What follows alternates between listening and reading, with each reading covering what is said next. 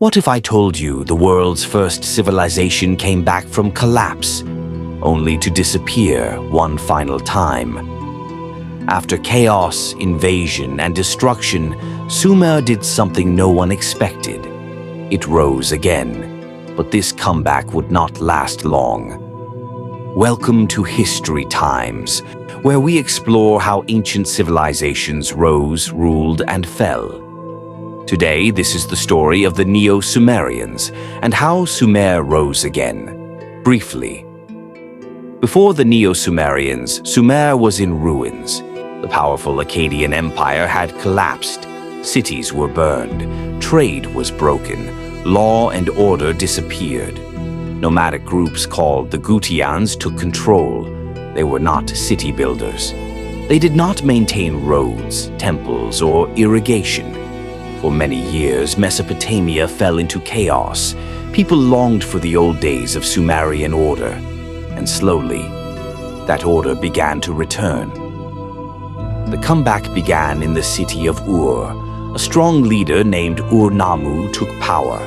He defeated the Gutians. He reunited Sumerian cities, and he declared the rebirth of Sumer.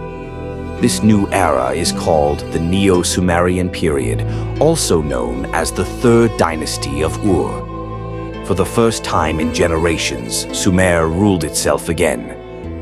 Ur-Nammu ruled with laws, not chaos. He created one of the oldest law codes in history, even older than Hammurabi. The laws focused on justice, order, protection of the weak. The Neo-Sumerians rebuilt temples, roads, irrigation canals. They controlled the land carefully. Every worker, farmer, and official was recorded. This was one of the most organized states the ancient world had ever seen. Religion stood at the center of Neo-Sumerian life.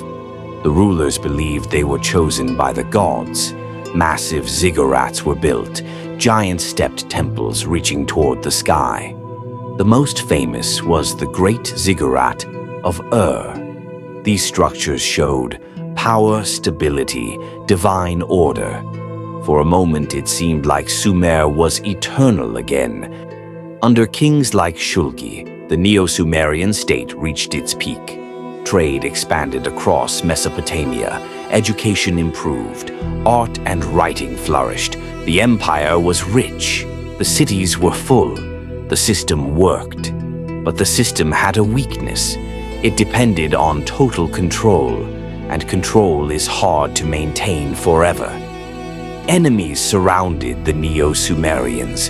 The Elamites attacked from the east. Amorite tribes pushed from the west. The state became too rigid, too controlled, too fragile. When invasions came, the system broke. The city of Ur fell.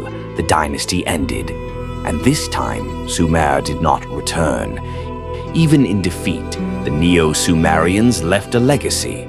They proved that civilization could collapse, rebuild, and collapse again.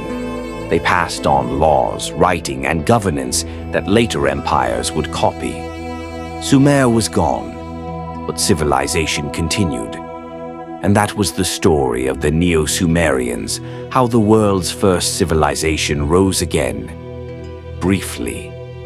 If you enjoyed this journey through time, don't forget to like, subscribe, and join us again as we uncover more civilizations that shaped our world. Only here on HistoryTymes.